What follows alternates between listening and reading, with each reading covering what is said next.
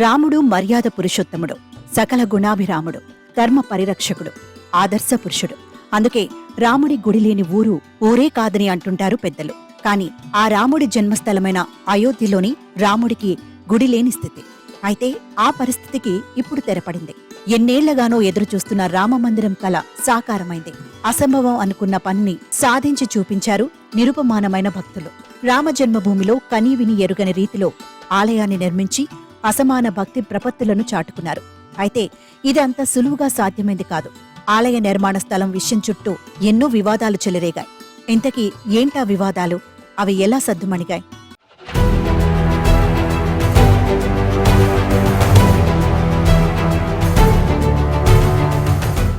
బాబ్రీ మసీదు నిర్మించిన చోటే శ్రీరాముడి జన్మస్థలమని చాలా మంది హిందువులు చెబుతూ ఉంటారు.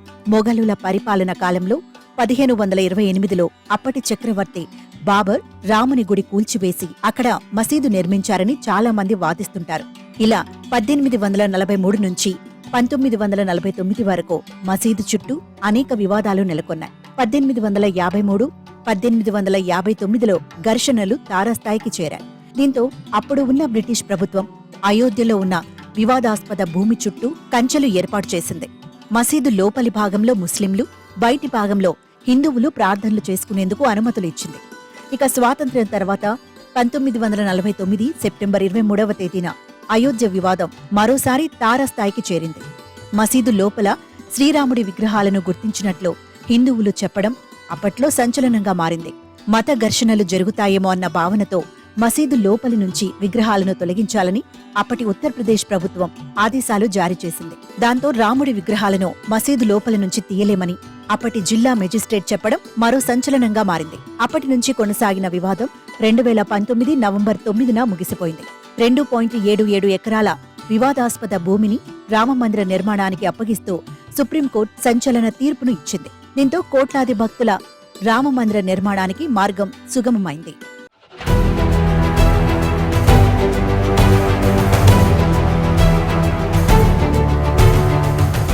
కొద్ది కాలం క్రితం వరకు ఓ చిన్నపాటి సాధారణ పట్టణం అయోధ్య. రామమందిర నిర్మాణంతో ఇప్పుడు అది దేశంలోనే పెద్ద తీర్థయాత్ర క్షేత్రంగా మారింది. మందిర నిర్మాణం తలపెట్టినప్పటి నుంచి అయోధ్య రూపురేఖలే మారిపోయాయి. ఒకప్పుడు దేశంలోని 7 ప్రధాన తీర్థయాత్ర స్థలాల్లో ఒకటిగా పేరొందిన అయోధ్యకు తిరిగి ఆ వైభవం తెచ్చి నవ్య అయోధ్యగా తీర్చిదిద్దే ప్రయత్నాలు చేపట్టింది యూపీ సర్కార్. అయితే ఈ ఆలయం కోసం అన్నీ తామై ప్రజలే అండగా నిలిచారు. గతంలో గుజరాత్లోని సోమ్నాథ్ మందిర పునర్నిర్మాణాన్ని ప్రజల నుంచి సేకరించిన విరాళాలతో చేపట్టారు. రామమందిర నిర్మాణాన్ని కూడా అలాగే జరపాలని నిర్ణయించి అందుకోసం ప్రత్యేక ఖాతా తెరిచారు. అలా దేశమంతటా కోవిడ్ లాక్డౌన్ ఉన్న 2 నెలల్లోనే ఈ ఖాతాకు 4.60 కోట్ల విరాళాలు జమ అయ్యాయి. ఆ తర్వాత భూమి పూజ జరిగి మందిర నిర్మాణం ఊపందుకోవడంతో క్రమంగా విరాళాలు పోటెత్తాయి. దేశ విదేశాల నుంచి దాదాపు 5,000 కోట్ల రూపాయలు ఇప్పటికే అందాయని, ఇంకా విరాళాలు వస్తూనే ఉన్నాయని ట్రస్ట్ పేర్కొంది. ఇంత తక్కువ సమయంలో ఇన్ని కోట్ల విరాళాల సేకరణ కార్యక్రమం దేశంలో ఎప్పుడూ జరగలేదు. నిధి సమర్పణ్ అభియాన్ పేరుతో 2021 జనవరి 15న ప్రారంభించి 45 రోజుల పాటు చేపట్టిన విరాళాల సేకరణ కార్యక్రమంలో విశ్వ హిందూ పరిషత్ లెక్కల ప్రకారం 20 లక్షల మంది కార్యకర్తలు 12.7 కోట్ల కుటుంబాల నుంచి 2,100 కోట్లు సేకరించారు.